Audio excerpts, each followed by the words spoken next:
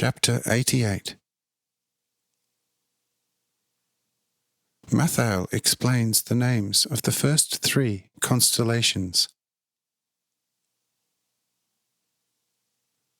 Mathael. The discoverers of the zodiac were, obviously, the native residents of Egypt, who for one reached a much higher age than we do. Secondly, had always a most pure sky, and could observe the stars much more easily and constantly than we with our often thickly clouded sky. And thirdly, most people slept the whole hot day through. Only in the evenings did they go out into the open and completed their work in the cool of night.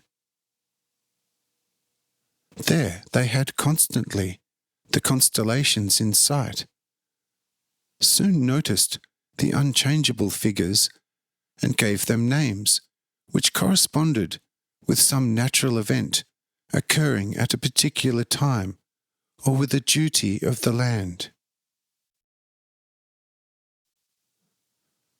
Multiple observance of the zodiac led the watchers soon to the belief that the zodiac is a great circle, which is divided into 12 almost equal parts. In each of these parts there is an individual constellation. Even the oldest peoples considered the stars of this earth to be further away than the sun and the moon, and therefore they let the sun, along with the moon, move on a path inside the great zodiac. But the zodiac also moved in a way that the sun, which rounds the earth every day, stopped in another sign after 30 days, due to the great movement of the zodiac. But that the moon always came into another sign every couple of days, they explained from its slower daily course around the earth, by which it never comes to the same place at the same time like the sun. Therefore they often called the moon the tardy star.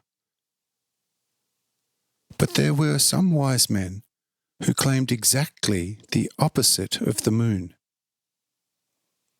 Yet the teaching of the tardiness of the moon prevailed. You see, that's how the zodiac was created. And now you should also soon learn how the 12 constellations got their peculiar names. In the season of the shortest days, which especially in Egypt is always accompanied by rain, and with this easy-to-remember time of 30 days, one always let a new year begin. According to the calculations of the elders, the sun was situated exactly under the constellation that is known to us as Aquarius.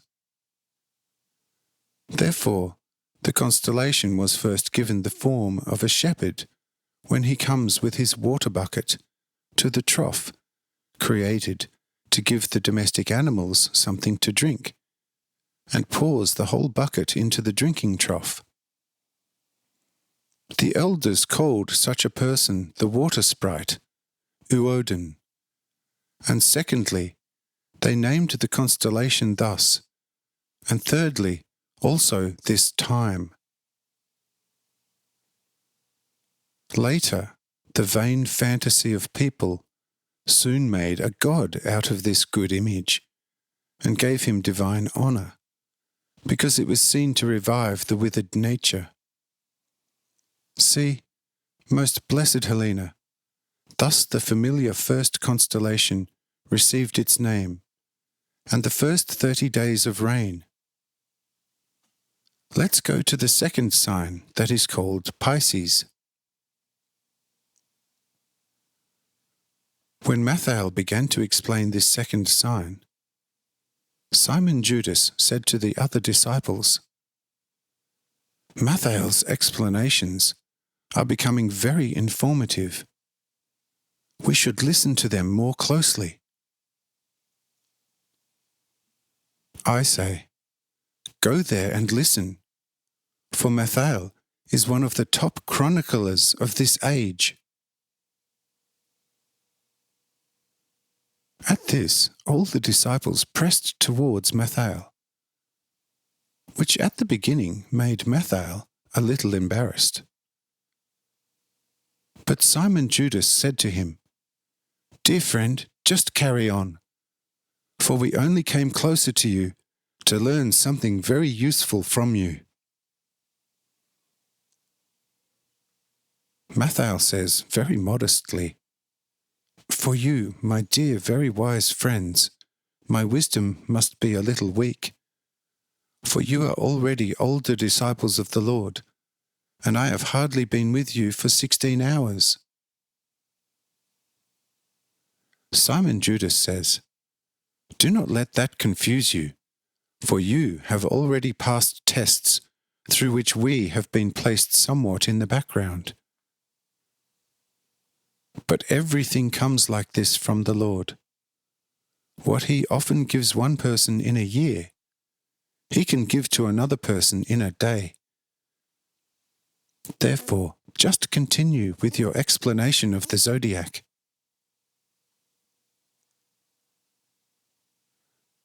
Mathael says, "With your great patience and under your likewise great care, I will immediately continue. And so listen to me further, you most blessed daughter of the Pontus. After 30 days, the heavy rain in Egypt usually comes to an end, and in the heavy swollen Nile there are always a great quantity of fish to be found, as well as in the side streams, which have to be caught at this time, of which a great part is eaten immediately. An even greater part is salted and fried in the air, which at this time blows very strongly in Egypt, and is stored for the whole year. This action with the fish is ordered in the mentioned land by nature, and must be handled before the Nile sinks too much, and the many significant side streams dry up, whereby a great mass of fish must rot, and thereby poison the air with the most evil smells. What is still tradition today in Egypt was a necessity for the oldest wise inhabitants of this blessed great land. But since such time was used for fishing by the inhabitants of this land right from the beginning, and the sun came to stop at the start of this fishing season in a new constellation, this constellation was called the sign of the fish, Pisces, and the time was also called thus, and it was named Rebar, also Rebuza. But since the people at this time were very easily suffered from fever, partly because of the enjoyment of very fatty fish, and partly as a consequence of the air full with many impure smells, this time was later called the fever time. And the vain fantasies of the people made from this time soon a goddess, and showed her for the prevention of this stomach sickness another type of divine reverence. Now you have the whole natural and true story of the naming of the second zodiac sign. And so we progress to the third.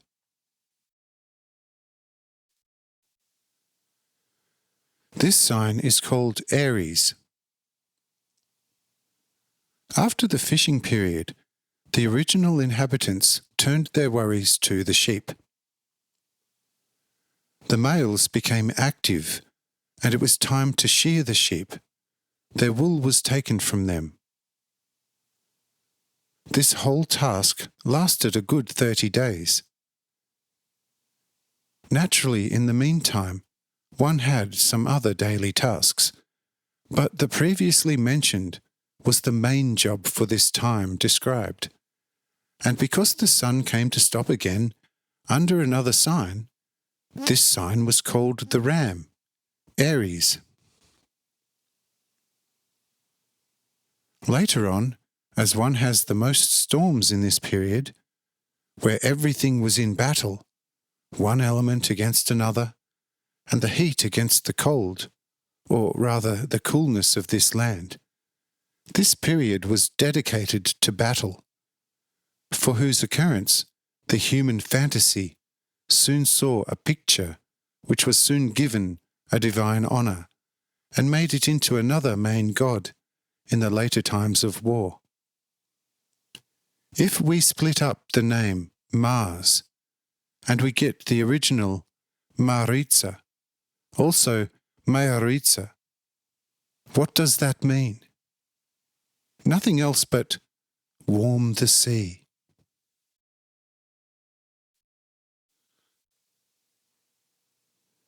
In the above-mentioned two signs, the sea cools down, which the coastal inhabitants must have noticed well. But through the greater strength of the sun, through the battle of the warm air from the south with the cold northern air, then through the volcanoes that usually awoke in this period, and the veins under the sea became warmer and warmer.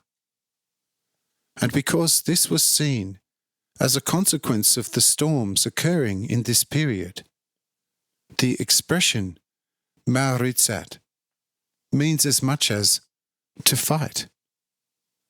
And this period was, as shown, represented in images as a harnessed fighter who was later made into a god. There you have the third sign of the sky now, and you can easily see what is behind your god of war, Mars.